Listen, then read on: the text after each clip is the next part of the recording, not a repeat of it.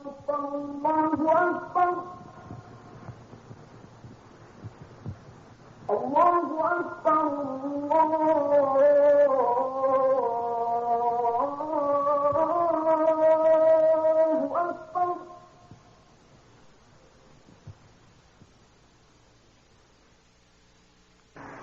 alaikum.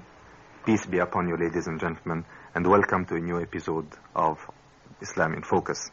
I am Muhammad Hosni, and I will be acting as your host on today's program.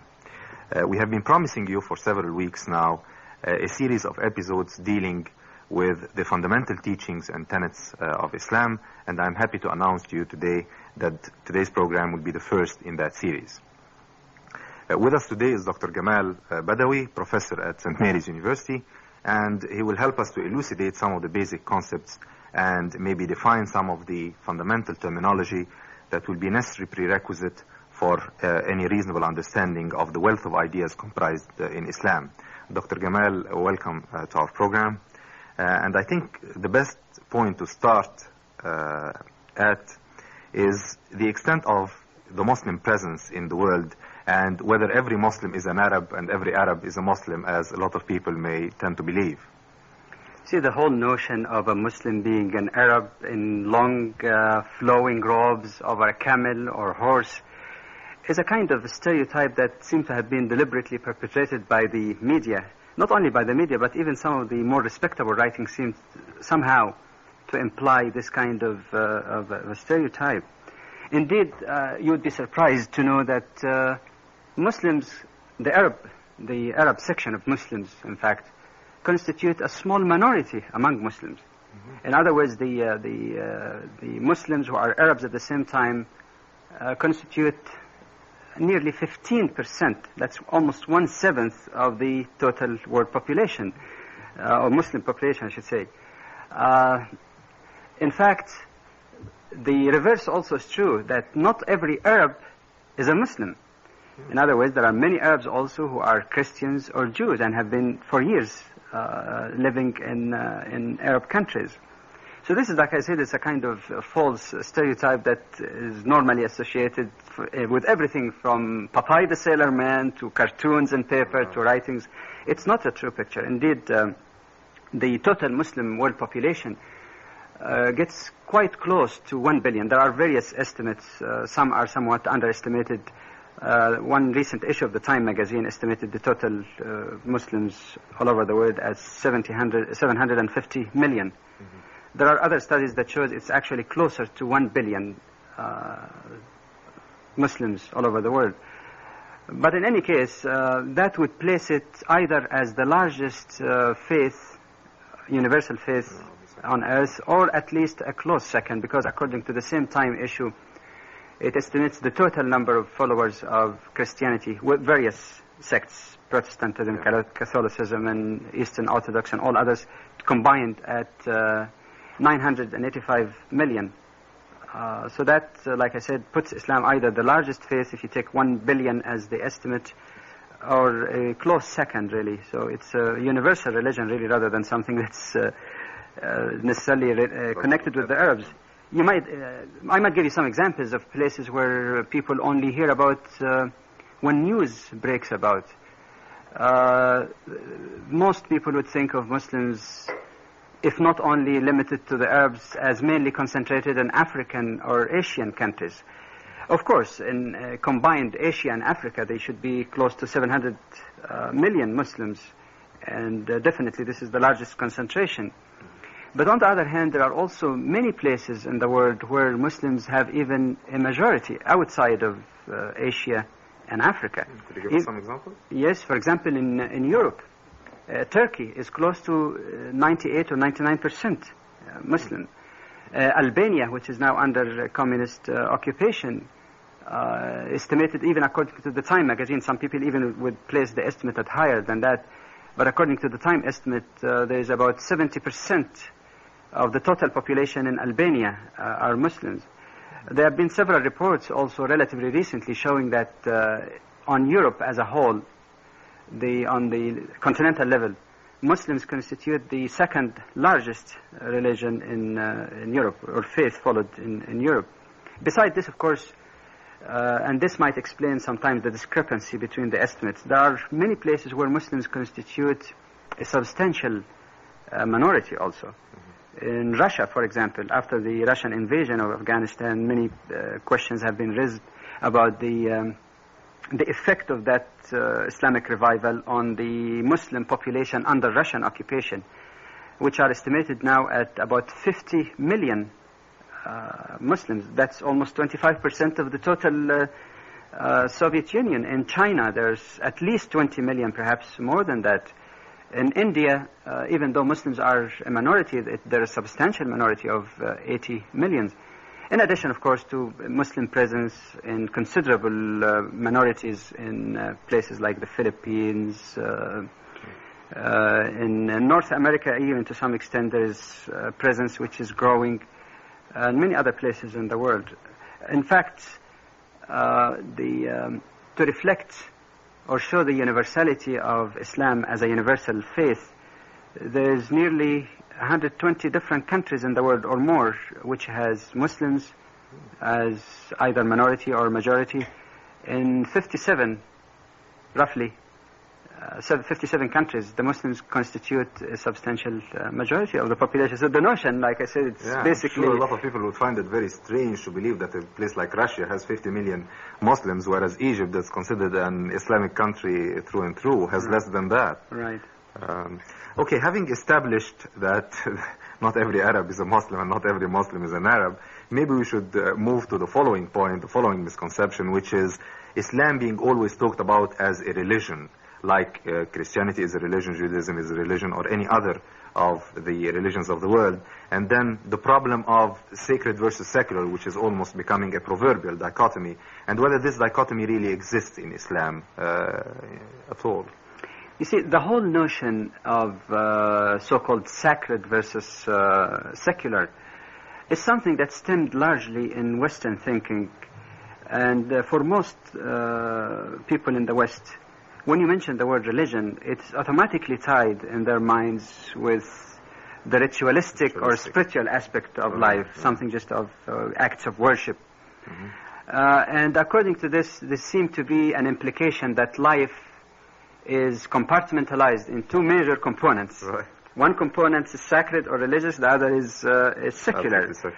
The religious part concerns itself mainly with the spiritual and moral aspects of life, the personal relationship between the person and the Creator, while the secular aspect is everything else. That is, everything that does not fall within the boundaries of this very limited definition of what religion is would fall under the secular. And as such, religion does not really play a very significant role as a regulatory force in the social, economic, or political life of the individual. The Muslims find that kind of dichotomy unacceptable and quite inconsistent, in fact, with the nature of Islam as the Muslim understand it. At least there are three basic reasons for that. Mm-hmm. On the etymological level, the word itself, religion, in the Western dictionary, if you'd get the equivalent of that in Arabic, it's the word millah, really, not deen as we use it in the Arabic. Which is not the word we use for Islam. Exactly, we don't use it for that. It means simply, something which is limited and ritualistic. But the actual word used for quote-unquote religion as, again, a broader term, is deen in Arabic, D-E-E-N, which means a way, or a way of life. And as such... It doesn't really have an exact word in English, right? No, I don't think that there's any single English word really that would convey the total meaning or totality of the meaning. Right. Yeah. And that's why I have some reservation about they use the term religion to refer to Islam, because the religion is connotated in the minds of most Western audience with this limited conception. But like I said, if I may put it in more than one word, as a way of life, a total guidance in life, then it follows from that there is no compartmentalization, that there is no separation between religious and secular, or sacred and secular, because you could worship God in a way by following His commands and way of life in your socio-economic political life that people call secular, and you can also conduct the so-called secular activities according to the injunctions and broad guidance that is provided by revelation. This is one thing. The second major area, of course, that reflect on this dichotomy is that, historically speaking, the development of Muslim civilization has been quite different than what happened in the West. For example, in the case of Islam, the more people were sincere in the application of their faith in the various facets of their life, the more they had material progress and civilization. Prosperity. In prosperity. Yeah. The more they deviated from the pristine teachings of their faith, the more they became backward. Yeah. In other words, there was a complete harmonious correspondence between following the precepts of the faith as a total way of life and progress and civilization, and the reverse is true. And this, of course, stands in contrast to what happened, for example, in Europe, where the trend actually was reversed. It was exactly the opposite. It was exactly the opposite. That's right. That's why it is very important for students of Islam, especially if they don't have, the Islamic background, or they don't really have the commitment, not to try to interpret Islam and put it in the Western frame of reference. Right. They have to interpret Islam as it is. The so-called separation of church and state. Right. Yeah. Which is totally irrelevant, really, in the mind of the Muslim altogether. Good. So at this point, we have cleared up exactly where the Muslims are in the world, whether all Muslims are Arabs or not. And we have cleared the misconception, the common misconception that Islam is just another religion, and that secular and sacred should be dichotomized, should be separated in Islam like in any other faith or any other religion. Now, in a lot of the literature about Islam, some of the most notable references in our university libraries about Islam call it Mohammedanism. As a matter of fact, the famous book of Sir Hamilton Gibb, which is one of the main references of Islam, is called Mohammedanism. Is this a proper name? And why do Muslims never use that name? It's only used in the West.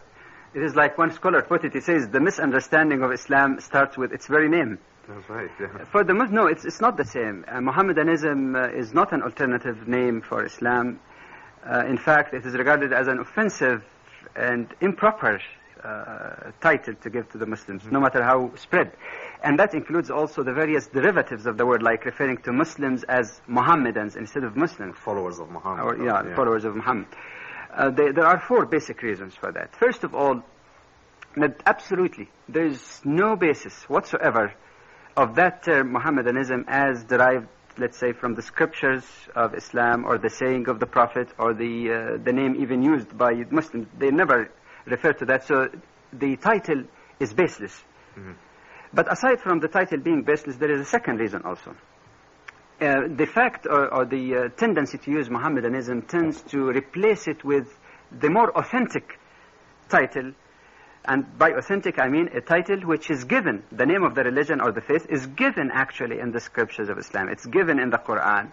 It's used by the Prophet of Islam, and throughout the 1400 years of the history of Muslims, they have been using also the term Islam rather than Mohammedanism. So this is another reason. Why replace the authentic term with some alien term that comes from a different frame of mind?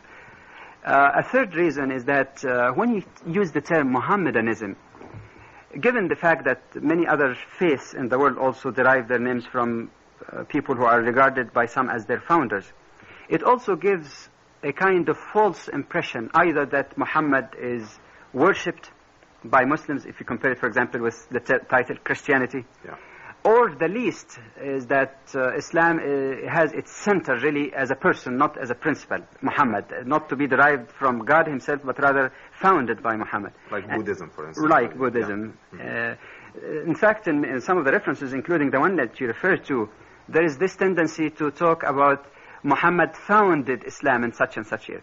Islam was founded in the 7th century by a man called Muhammad. This, to the Muslim, is a very inaccurate and offensive way, really, of putting Islam, because it depicts a great prophet as an impostor, because the prophet has indicated that what he's teaching is a revelation that he received from God. But to say he founded, we're just talking as if somebody sit down and concoct some existing revelation or scriptures and come and tell people that, here I come, I am a prophet of God. So the question of, again, impression, the false impression of Muhammad being the founder. For the Muslim, the founder of Islam is God himself. It is the direct revelation, just as God has give his word and revelation to previous prophets before Muhammad. The fourth and final reason that, again, when you use the term Mohammedanism, you tend to undermine the universality of Islam. I have referred briefly also to this universality when talking about the population of Muslims that extend all the way from Indonesia to Morocco, from Europe to South Africa.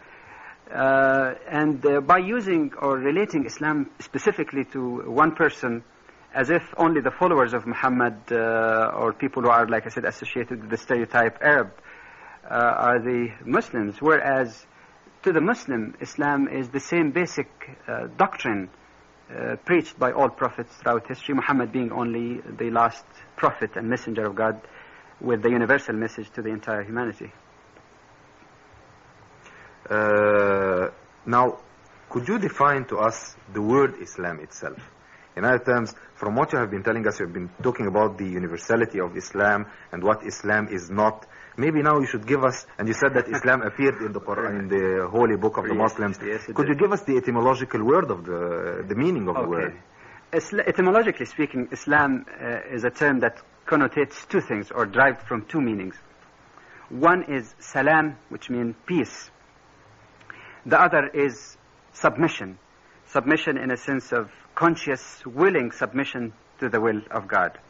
In fact, the two meanings are not different really, because putting both roots together, or both meanings, I should say, together, it follows that Islam is the attainment of peace through Submission. the willing and voluntary submission to the will of God. In that sense, then, when we talk about peace here, you're talking both about inner peace, internal peace within the individual, and peace from without. And it is important also to indicate here that when we talk about willing submission, that we're talking about a submission which is not just lip service, but rather a submission that manifests itself in the actual life and the deeds of the individual. Right. In other words, it manifests itself in the love of God, in following the commandments and the injunctions that has been given by Him. In that sense, you could say that Islam, among all other faiths that I'm familiar with, is the only one really that has a clearly attributive title. That is a title that summarizes its nature. Almost the whole faith in one word. Exactly. You can summarize the whole faith in one word, rather than as common in the names of many faiths, which, by the way, are sometimes names given also by outsiders rather than original names, Yeah. But many other faiths, especially world faiths, the major ones, the names could be derived either from the name of a person who was believed to be the preacher, or of a place, or a particular locality or geographic like limitation, whereas the nature of Islam is a lot more universal as the total and complete message to the entire mankind. For that reason, like I said, the word Islam perhaps is the proper term to use. And just as a parenthetically at this point, when we say submission, we don't really mean submission in the negative sense. It's sort of a positive submission, if the word can make any sense there. Okay, now having defined the word Islam, maybe the next logical step would be to define a Muslim. Who is a Muslim?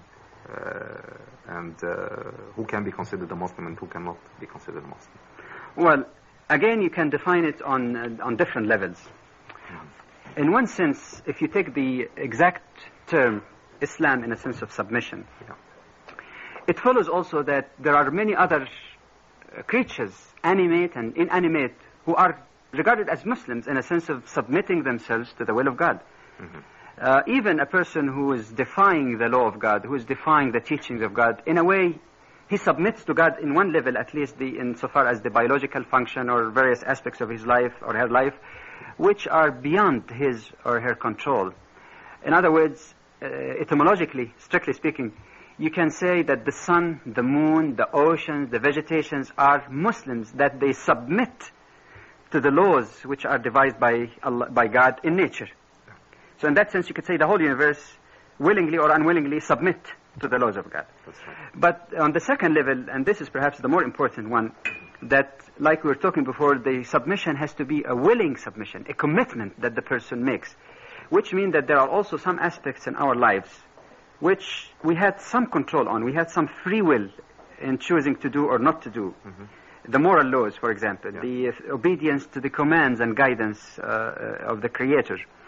Now, if the person have the submission also, or the willing submission in this sphere of life where he has a choice, then there would be total harmony between compulsory submission and voluntary submission, and you get harmony in this universe. So in a sense, then you could say that any person throughout history who have, to the best of his ability and his search for truth, has submitted his will to the will of God, exactly, the voluntary and commitment and submission, he can be regarded as a Muslim. But of course, from the jurisprudence point of view, if you talk about today's definition of a Muslim, within these two restrictions or limitations, we can say then that a Muslim who believes in all prophets and messengers that were sent by God throughout history, including the last of them, Prophet Muhammad, and the acceptance of the last revealed scriptures, that is the Quran, as the basic guiding aspects in the life of the person. So, just to make sure that we understand each other on that score, any Muslim who considers other prophets before Muhammad as bona fide prophets, if you will, and their followers as bona fide Muslims in the general sense of the word, would be doing the right thing. In other terms, every Muslim should be doing that. Right. Indeed, I think many of the audience might not realize the fact that the way Islam regards other faiths, Islam regards it as development or stages or links in the same faith. A Muslim does not resort to the use of the term, for example, religions with plural. In fact, the Quran indicates that the true faith throughout history, even before Muhammad was born, is Islam, that is submission to the will of God, as we have defined it. There may have been some differences in the legislative aspects of the very specific detailed teachings of previous prophets in history, but the Quran indicates that the true faith from the very beginning, from Adam down to Abraham, Moses, Jesus, and finally Muhammad, is basically Islam. In fact, to quote from the Quran, there is one verse that says, the true faith in the sight of God, or the true way of life in the sight of God, is Islam.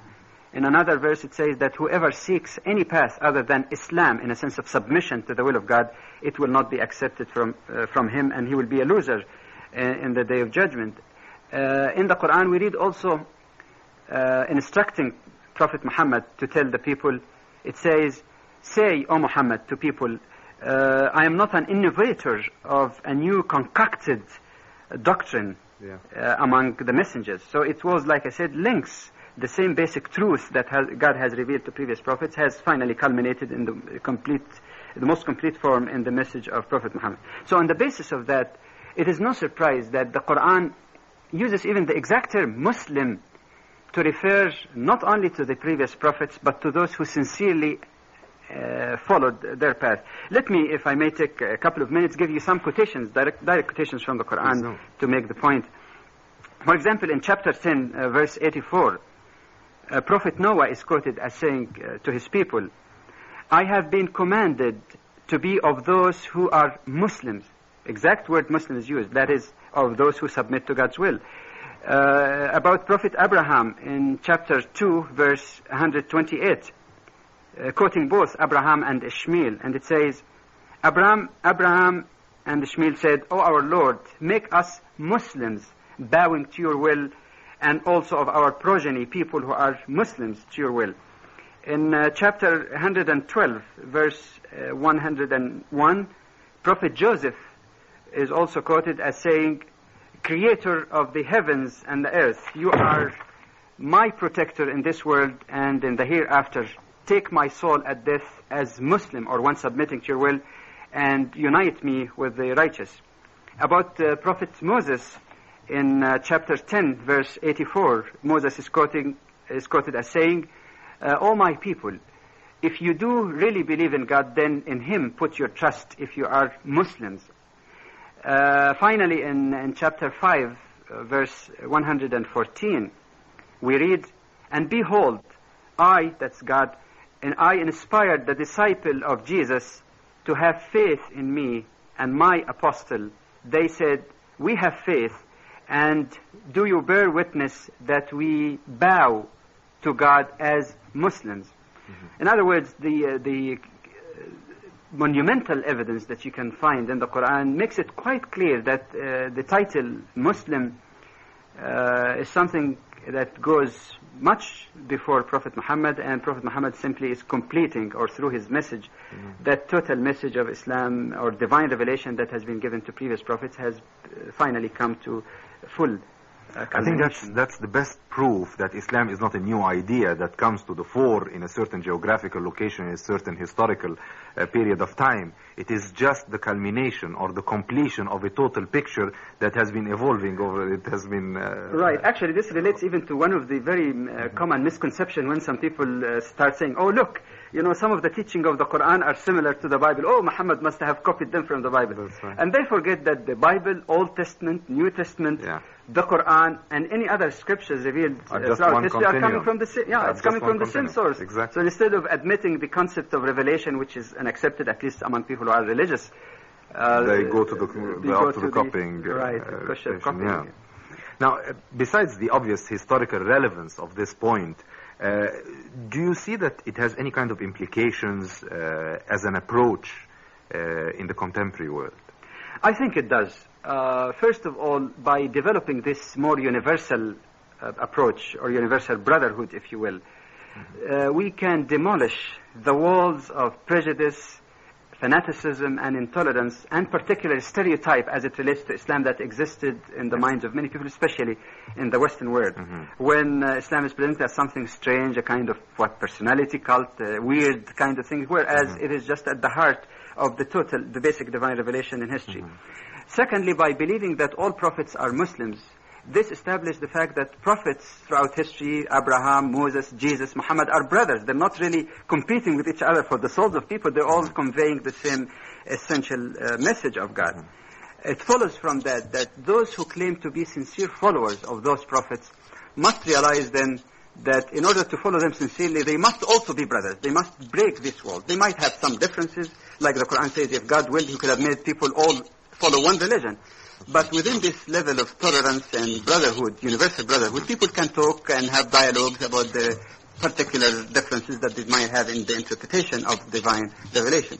But it boils down again to the basic human brotherhood and the brotherhood of all prophets and their followers. Dr. Badawi, thank you very much. I'm afraid we're running short of time. And thank you very much, ladies and gentlemen, for being with us today. And we promise you to pursue this series of programs on the fundamental basic tenets of Islam, and hoping to see you with us next time. Assalamu alaikum wa rahmatullah.